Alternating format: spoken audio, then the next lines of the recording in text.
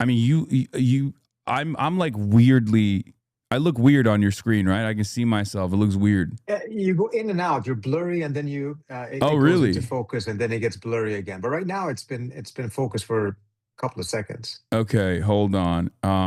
Here, we'll just do it like this.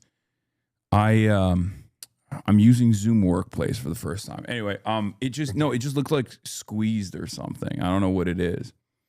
Anyway, it doesn't matter. Trita Parsi, ladies and gentlemen, we are monitoring the situation. First time on the broadcast. Been a fan of your expertise and your takes for quite a while now, and very excited to have you here. Thank you. Really happy to be with you. And it's an interesting time to be having this conversation with you. I mean, this is, I would say, a lot of vindication for someone like yourself. A lot of your assessments have borne out, and it's obviously still a horrible time as well. I hope. Do you have any family in Iran? Plenty of family left in Iran. Yeah, I hope they're doing all right. I don't know if you've been able to speak with them at all. Other family members, my parents, aunts, etc., have been able to connect with some. I've tried a few, have not been able to get through. I've been able to talk to a lot of other people in Iran. It seems like it is depending on whether they have functioning VPNs and things of that at this point. Okay. I'm still trying to hold on one second. I'm still trying to fix this thing real quick. God damn it. What is happening? I don't know why this is so difficult. All right. You know what? We're just going to keep going with the desktop. Okay. Sorry. Okay. So, for those of you who might not know, would you, please introduce yourself? You're at the Quincy Institute. Sure. Yeah. So my name is Trita Parsi. I'm the executive vice president, one of the co-founders of the Quincy Institute, a think tank in DC that I would say is very different from other think tanks because we are favoring a U.S. foreign policy of military restraint and focus on diplomacy. We want an approach that would completely end our endless wars and dramatically reduce our militarism. Yeah. One of the only good think tanks. Very few of them in the DC blob, but you guys are certainly there. And you're also obviously unjustly maligned with regular frequency, something I'm quite familiar with myself. Recently, Laura Loomer was demanding your deportation.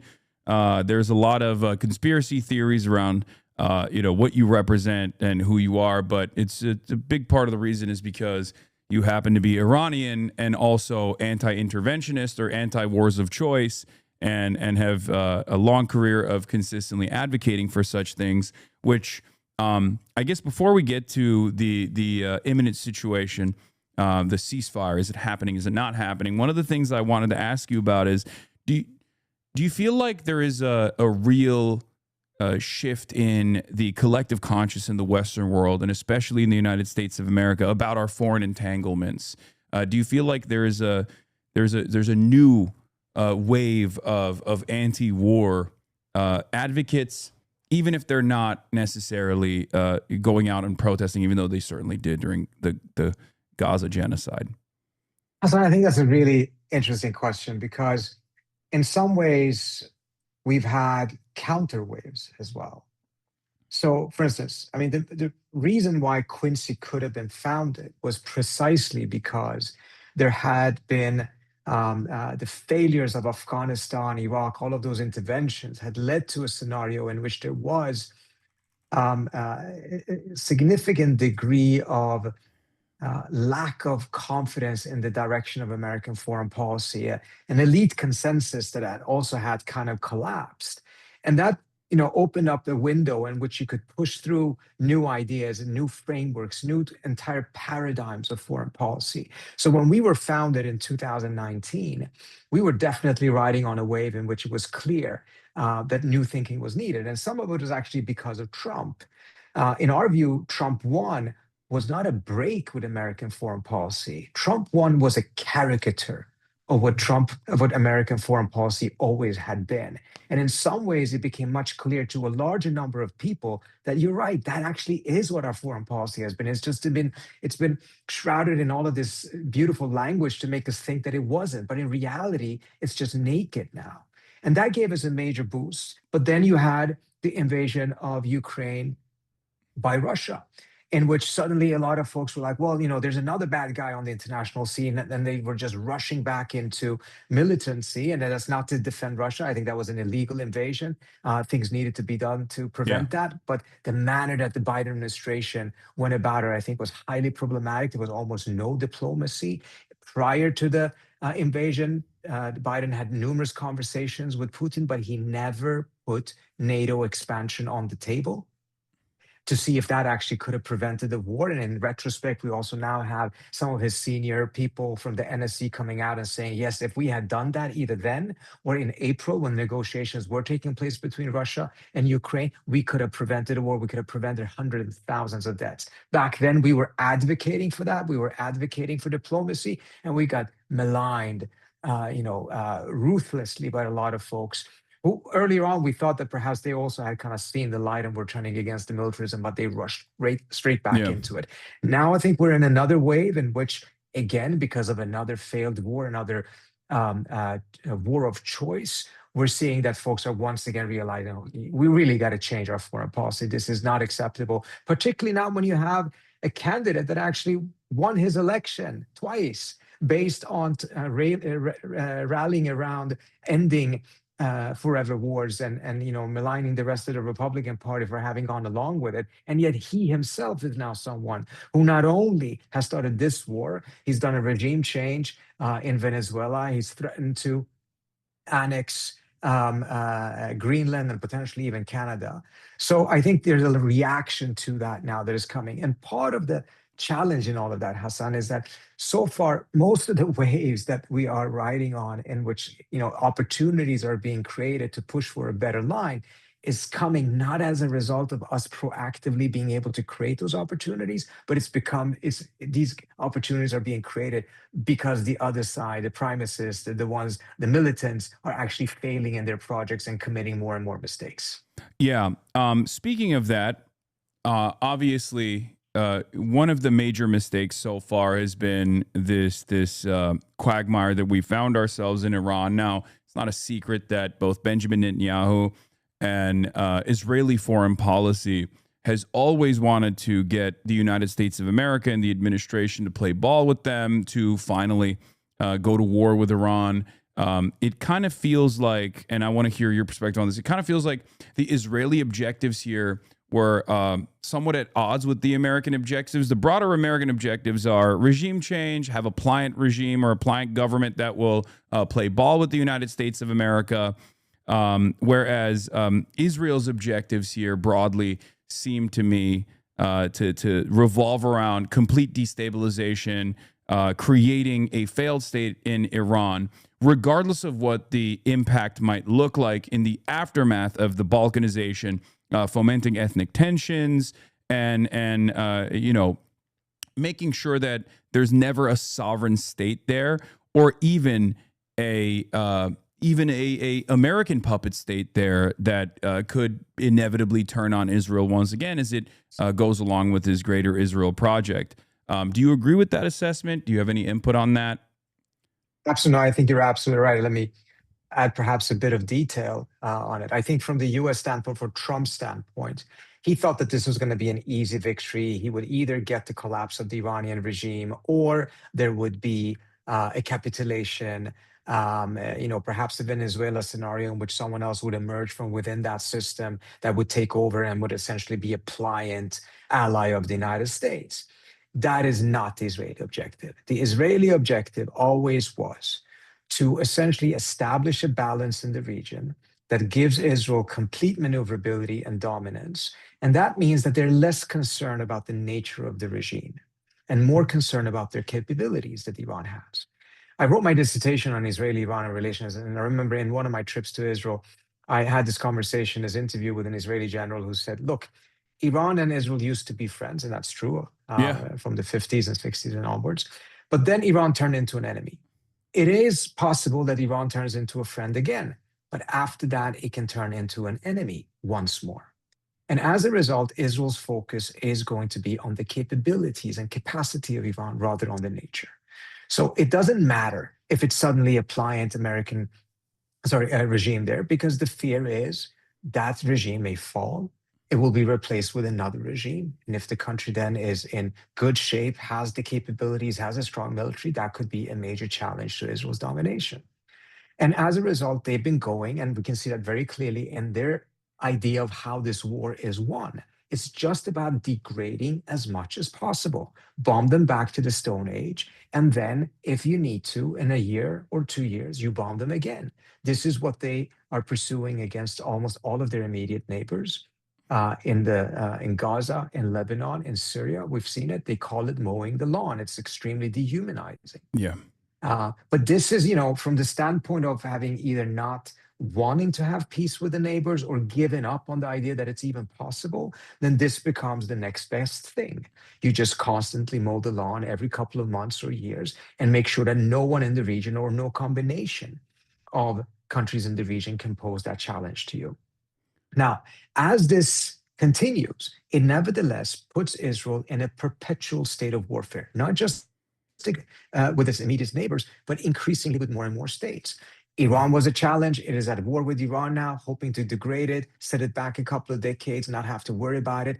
And the minute it looked as if it was being successful with Iran, guess what happened? Suddenly in Israel, you had started to have more and more commentaries from senior people, former prime ministers, saying that Turkey is the next target. Yeah. Turkey is now the most dangerous country in the region. Erdogan is the most dangerous person in the region. And the very same type of a campaign of painting Turkey as a source of instability, the most dangerous country in the region, unchecked, it's a threat to Western civilization. All of those things that you started to see in the early 1990s vis-a-vis Iran, you're now starting to see them vis-a-vis Turkey.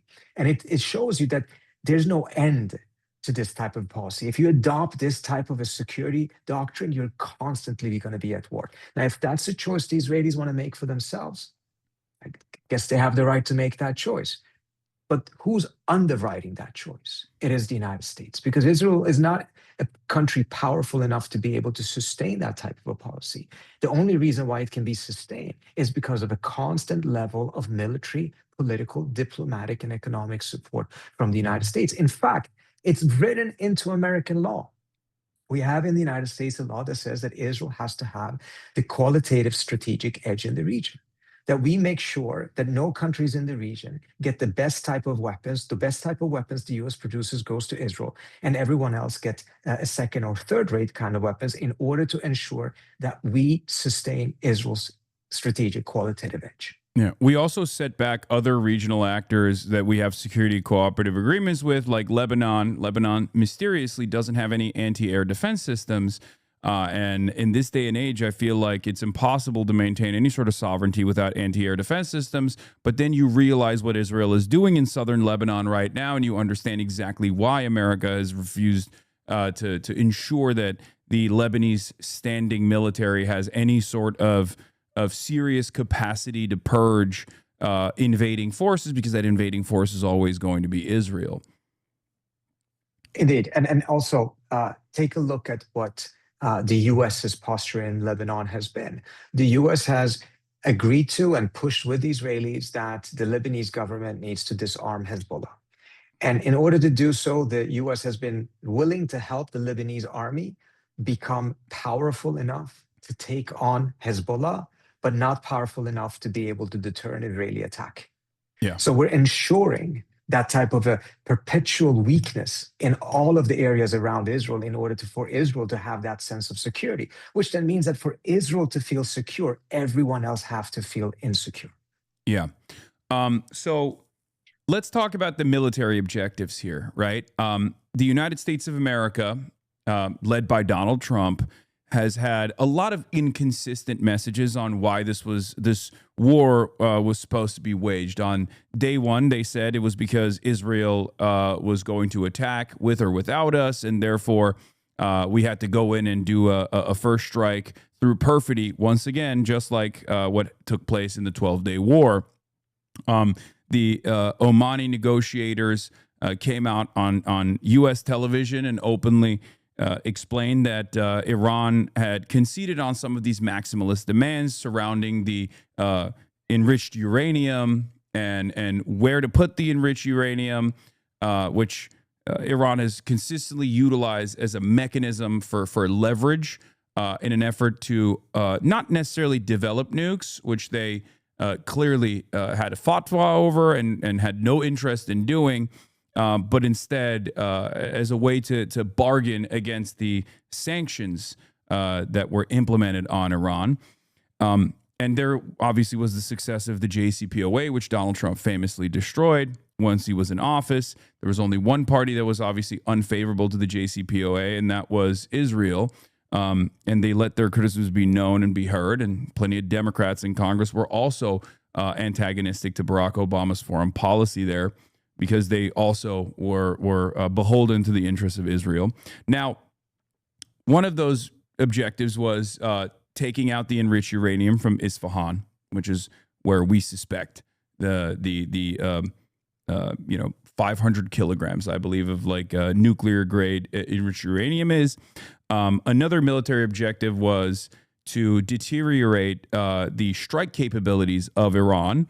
That was also part of the negotiations process as well. The idea that they had to limit their ballistic munitions strike capabilities to 200 kilometers, suspiciously outside of the range of Israel and Tel Aviv.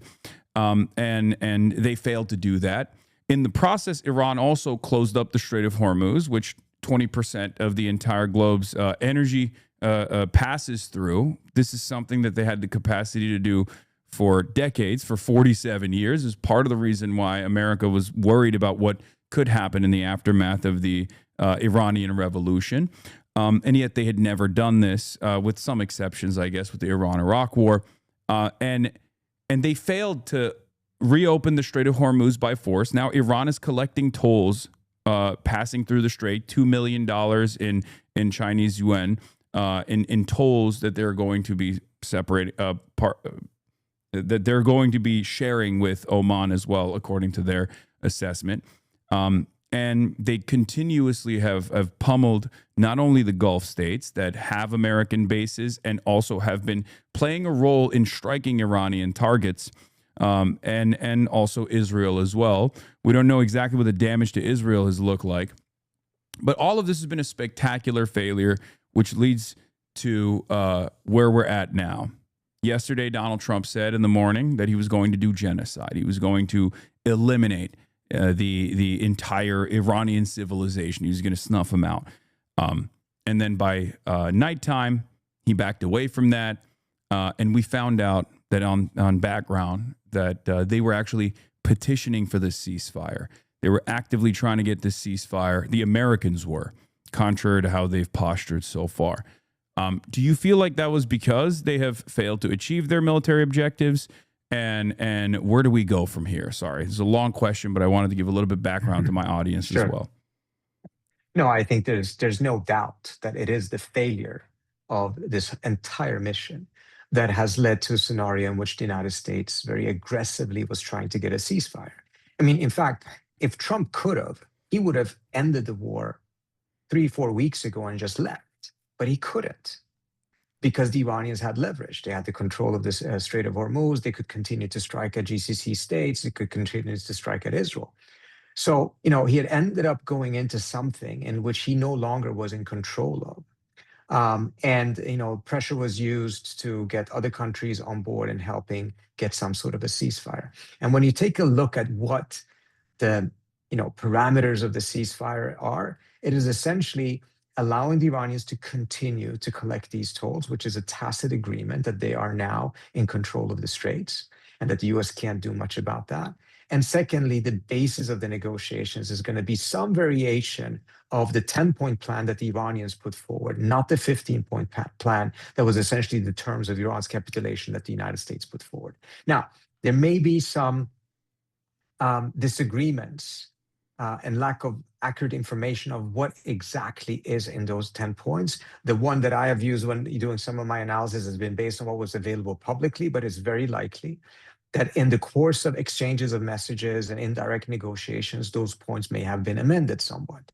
But I think the gist of it is probably remaining the same. And Trump even said that this is a reasonable or a workable basis for negotiations. So truly, Trump went forward, issued these genocidal threats, I think very well aware and inclined to come to an agreement by evening time, and that would be a caving by and large to what the Iranian position was. But in order to kind of cover that up, he was issuing these threats in order to make it was the opposite, as if the Iranians were coming and essentially bending the knee to him. Because at the end of the day, it's going to be important for any world leader to have a narrative of victory, but even more so for a superpower to make sure that it doesn't lose face. It's always going to be the case, probably more so when someone with the psychology and the personality of Trump. The question now, of course, is this going to work? What could make it work? What could not make it work? A critical element in the Iranian 10-point plan, which we know is true because they're repeating it publicly, is that they're demanding that Israel is also interested in the ceasefire, not just vis-a-vis Iran, but also vis-a-vis Gaza and Lebanon. Yeah. Now, I think there's three reasons why the Iranians are doing this. The first one is because they have to show that solidarity and they cannot abandon Hezbollah. There's a perception that Iran abandoned the other groups in the axis of resistance in 2024. And now Hezbollah actually came to Iran's aid in this war, and Iran cannot afford to look as if it is abandoning Hezbollah. That's one. Secondly, I think there's also a recognition on the Iranian side that as long as Israel continues to bomb its neighbors, and Hezbollah in particular, there is a risk that that war will once again flare up further and bring Iran into it, as it already has twice. And if you go back to October 7, 2023, and a lot of the commentary that came out back then, and including what the Biden administration said, they said, crucial to make sure that this war does not get regionalized. It's been totally regionalized now after the Israelis and the US attacked Iran.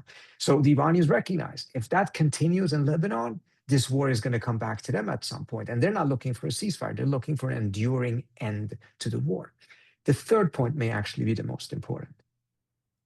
This demand is there to test whether the United States is willing and capable of reigning in Israel. Because if it isn't, then what is the value of a ceasefire with the United States? Yeah. Because if Israel can restart these wars and the United States is incapable of staying out when Israel decides that a war needs to be initiated, what's the point of having a ceasefire with the United States? And I think this is very crucial because the Iranians have reached a point in which they actually don't necessarily want a ceasefire. They're not trusting these agreements. They're trusting that there should be enough deterrence so that it actually deters the US and Israel from attacking, rather than there being an agreement that is the foundation for a longer-term peace.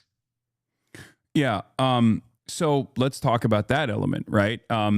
I've said from the beginning that given the diverging or conflicting interests of Israel and the United States of America, regardless of how both parties have communicated their desires, America has to rein Israel in. And this is not just the Iranian demand. This is just what has to happen in this situation, considering that they haven't been able to accomplish their military objectives. Do you feel like that's possible at all? Because since the so-called ceasefire was implemented, obviously Iran continued strikes as well on Tel Aviv.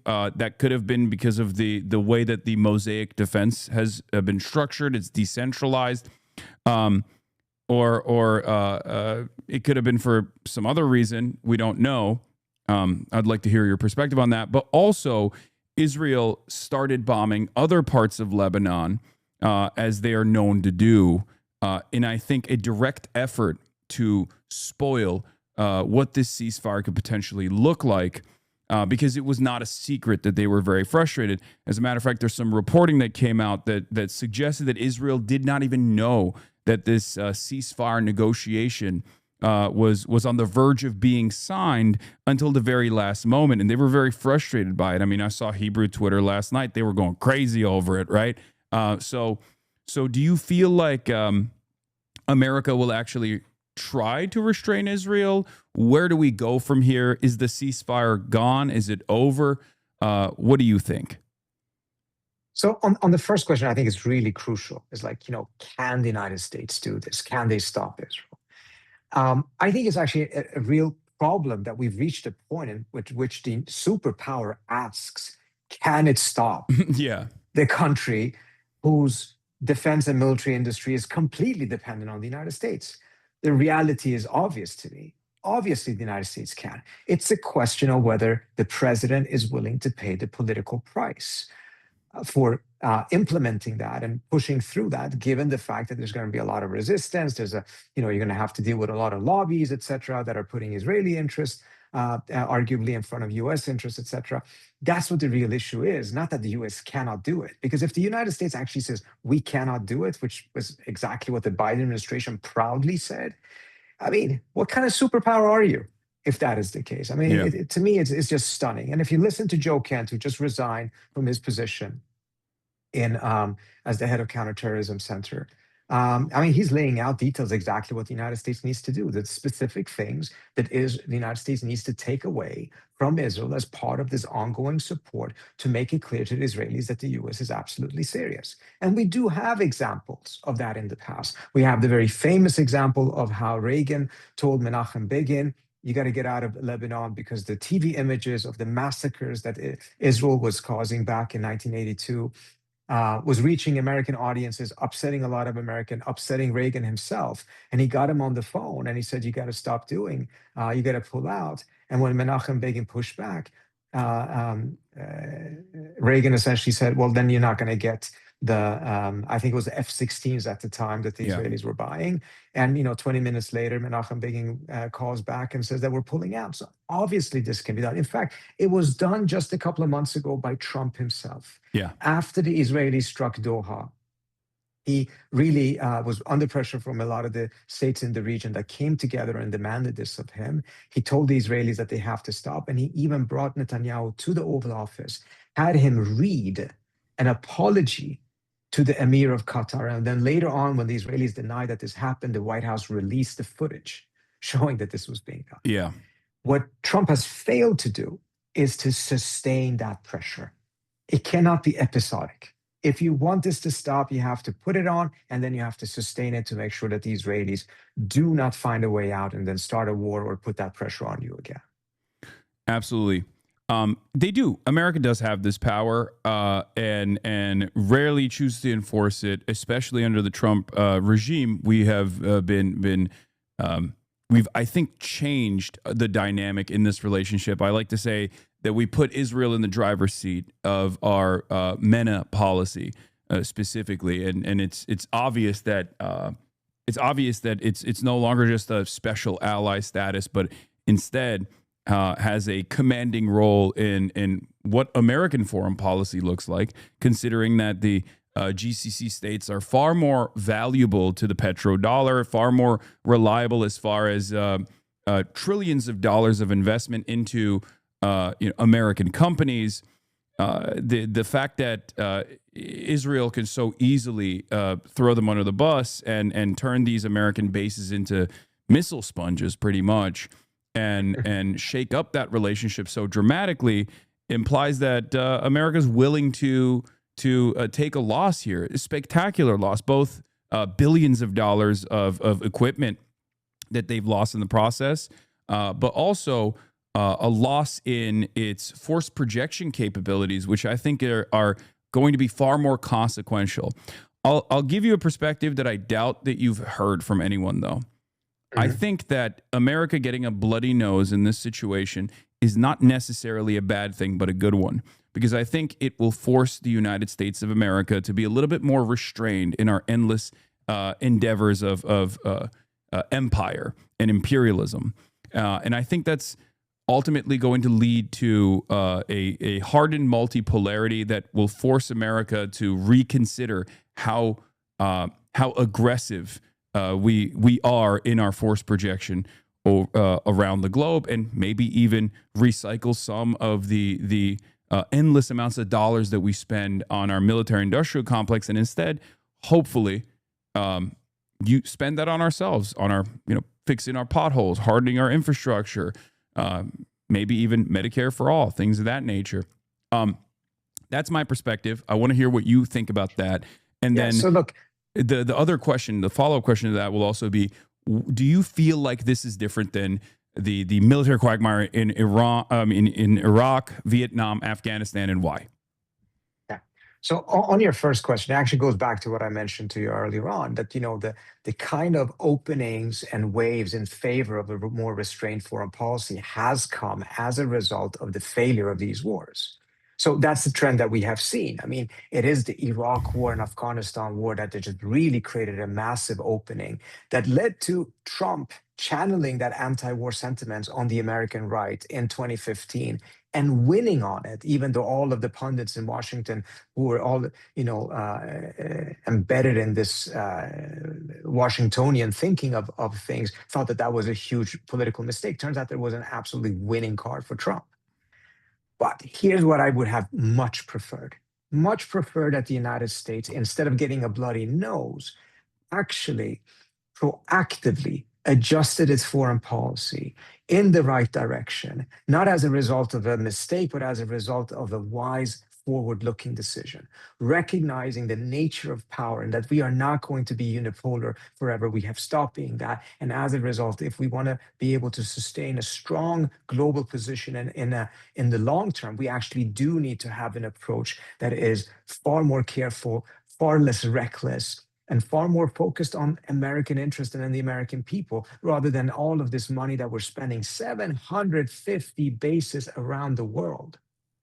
The other country that has a lot of bases around the world outside of their own territory is Russia and China. Russia has 11.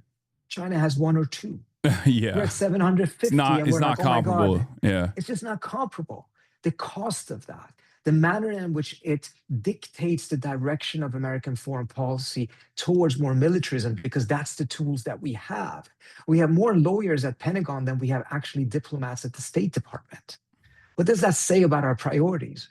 And what does that say that with those priorities, could we easily shift in a different direction? So I think it's going to be very hard.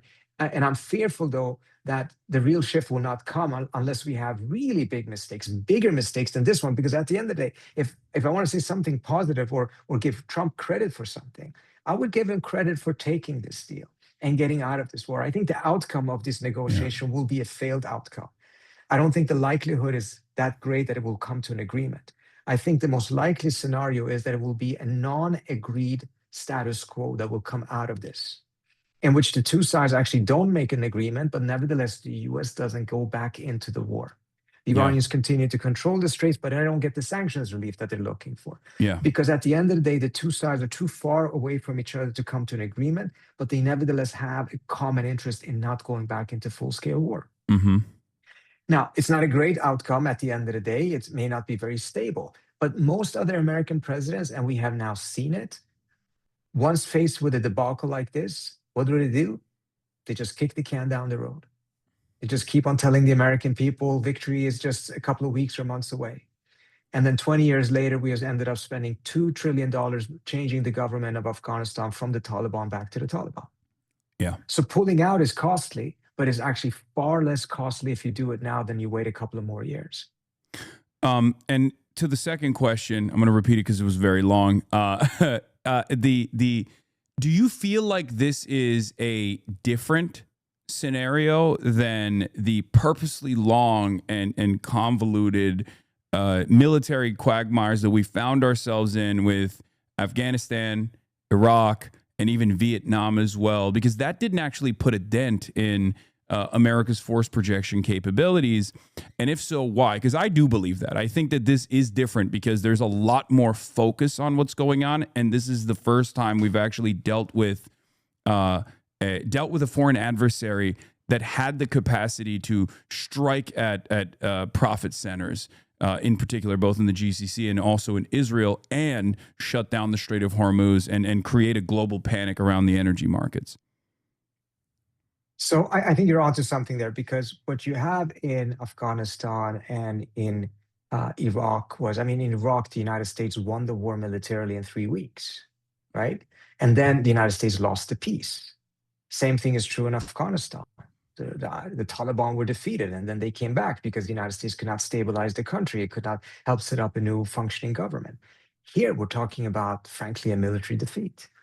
Not in the sense in a direct, battle, but because the Iranians managed to play the asymmetric card very cleverly and very effectively and squeeze the global economy that would just put the United States in a terrible situation and other countries in even worse situations. And as a result, we are where we are right now. So in that sense, it is very different. Saddam Hussein did not manage to bloody America's nose. Iraq and the instability that followed did bloody America's nose, but that wasn't a military defeat. It was a political and diplomatic defeat. Yeah.